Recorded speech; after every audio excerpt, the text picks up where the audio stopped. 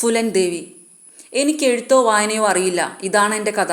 മറ്റുള്ളവർ കുറ്റമെന്ന് എന്തിനെ വിളിക്കുന്നുവോ ഞാൻ അതിന് നീതിയെന്ന് വിളിക്കും.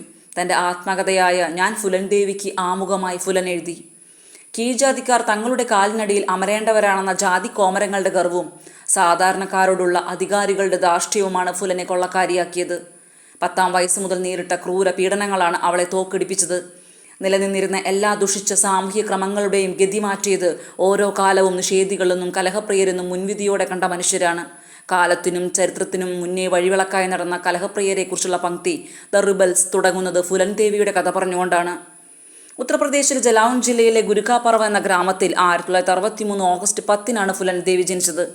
11 വയസ്സുള്ളപ്പോൾ തന്നെ 35 വയസ്സ് പ്രായക്കൂടുതലുള്ള ഒരാളെ കൊണ്ട് ഫുലൻ്റെ വിവാഹം വീട്ടുകാർ നടത്തി. അന്ന് തുടങ്ങിയ പീഡനങ്ങളാണ് ഫുലന്. തുടർന്ന് നാട്ടിലെ പ്രമാണിമാരും പോലീസുകാരും കൊള്ളക്കാരും ഫുലനെ ക്രൂര പീഡനത്തിനിരയാക്കി. അങ്ങനെയാണ് അവർ ചമ്പൽക്കാട്ടിലേക്ക് ഒളിച്ചോടുന്നത്. അവിടെ കള്ളന്മാരുടെ സംഘത്തിൽ ചേർന്നു. പിന്നീട് അവരുടെ നേതാവായി. 1981-ൽ ഫുലൻ ദേവിയും സംഘവും അവരുടെ ഗ്രാമത്തിൽ 20 പേരെ വെടിവെച്ചു കൊന്നു. അതിൽ അവരെ പീഡിപ്പിച്ചവരും ഉണ്ടായിരുന്നു. ഈ സംഭവം ദേശീയ തലത്തിൽ വലിയ വിവാദം സൃഷ്ടിച്ചു.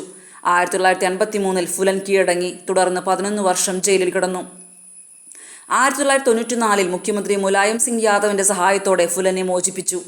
1996-ൽ ഫുലൻ സമാജ്വാദ് പാർട്ടിയിൽ ചേർന്നു. അവർ മിർസാപൂർ ലോക്സഭാ മണ്ഡലത്തിൽ നിന്ന് തിരഞ്ഞെടുക്കപ്പെട്ടു. 2001 ജൂലൈ 25-ന് ഡൽഹിയിൽ വെച്ച് ഫുലൻ വെടിയേറ്റ് മരിച്ചു. ഇന്ത്യയിൽ നായിക പദവി ലഭിച്ച ഏക കൊള്ളക്കാരിയാണ് ഫുലൻ ദേവി. ഉന്നം തെറ്റാതെ വെടിയുതിർക്കാനുള്ള അവരുടെ കഴിവും ഒപ്പം അവരുടെ ഹൃദയത്തിൻ്റെ കാഠിന്യവും പ്രസിദ്ധമാണ്. എനിക്ക് ജീവിതത്തിൽ ഏറെ കഷ്ടപ്പാടും ക്രൂരതകളും സഹിക്കേണ്ടി വന്നിട്ടുണ്ട്. ഒരുപാടായപ്പോഴാണ് ഞാൻ ആലോചിച്ചത്, ഇങ്ങനെ കഷ്ടപ്പാടുകൾ അനുഭവിക്കാൻ മാത്രം ചെയ്തുകൊണ്ട് ചുമ്മാതങ്ങ് മരിച്ചു പോകുന്നത് എന്തിനാണ് ഞാൻ? ഇങ്ങനെ മനുഷ്യരോട് അക്രമങ്ങൾ പ്രവർത്തിക്കുന്നവരെ അങ്ങനെ ചെയ്യുന്നതിനുള്ള പ്രതിഫലം കിട്ടും എന്നൊന്ന് ബോധ്യപ്പെടുത്തേണ്ടേ?